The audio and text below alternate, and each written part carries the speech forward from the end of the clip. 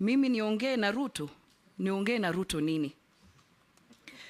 I want to put it to you that if this committee nominates you and the National Assembly approves you, you'll be sitting in a cabinet where His Excellency the President will be chairing.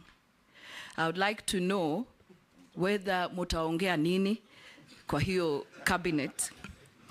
But that's beside the point. I want to get to the real issues. But that's also a very valid question, because it will be important to know how you will engage as the minister, if approved, cabinet secretary, and with His Excellency the President.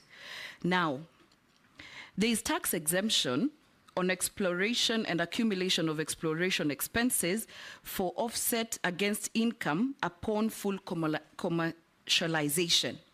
What I would like to know is, do you think exemption should be tied to certain activities and for certain duration of time? There are people who are exploring in this country in perpetuity for 30, 40 years, just so that there is tax exempt. And I suspect they've actually explored, and they've gotten the gemstones or whatever they're exploring, but because of the exempt, they continue to say they're exploring. To my last question, the Mining Act prohibits civil servants from dealing with minerals. According to Article 81 of the Mining Act, no person, whether civil or military, and serving in government is allowed to directly or indirectly acquire or hold any right or interest under any prospecting right. Despite this provision, high-ranking government officials, public officers, state officers, and civil servants are involved in mining. And I'm sure some of them have started looking for you since you were nominated. What mechanisms and plans will you put in place to ensure that revenues from gemstone mining do not end up in the pockets of cartels without disclosure? Actually, I thought cartels are only in agriculture, health. I've come to realize during this appointments committee, cartels are everywhere, including mining.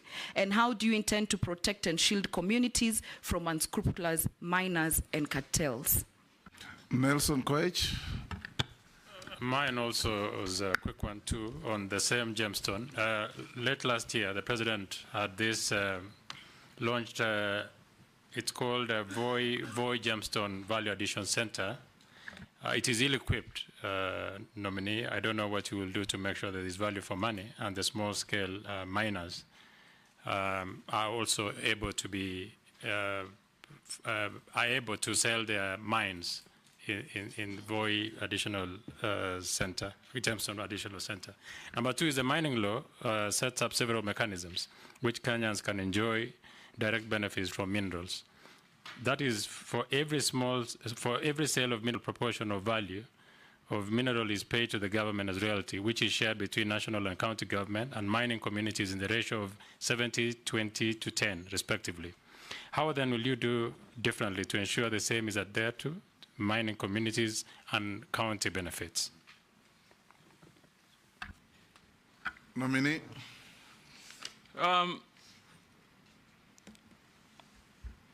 Honorable Naisula, you talked about exploration, but my research tells me, and I'm yet to get a detailed brief from the ministry, that you're imagining there are people doing exploration for 30 years. There are people doing prospecting for 40 years. How that makes sense, I have no idea. Whether it happens anywhere in the world, certainly it cannot be. How do you prospect for 40 years? So we need to quickly relook into our policy, Mr. Speaker.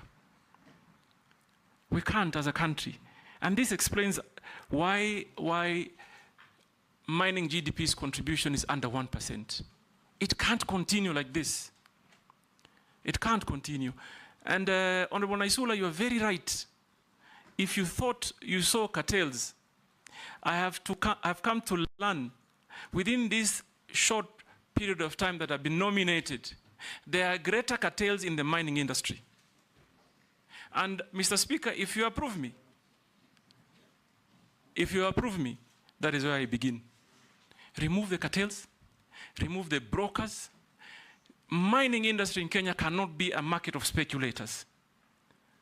Mr. Speaker, I've also learned that before someone hits the ground, you'll find instances where a company has exchanged hands more than 10 times.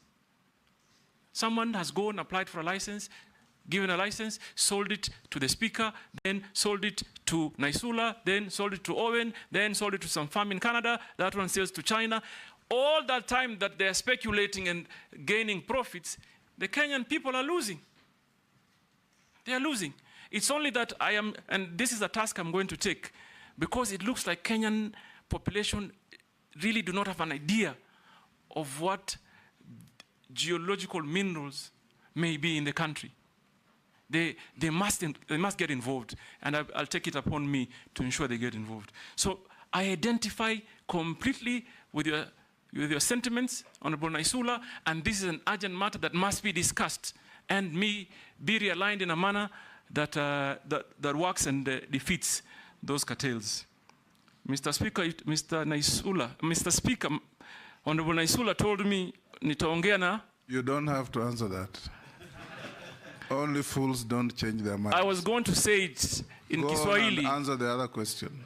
Wapumbavu tu ndo wabadilishe mawazo. There's a question on communities. On I'm coming to that. Yes. Number one, I've already picked an issue on, for example, timely disbursement of royalties.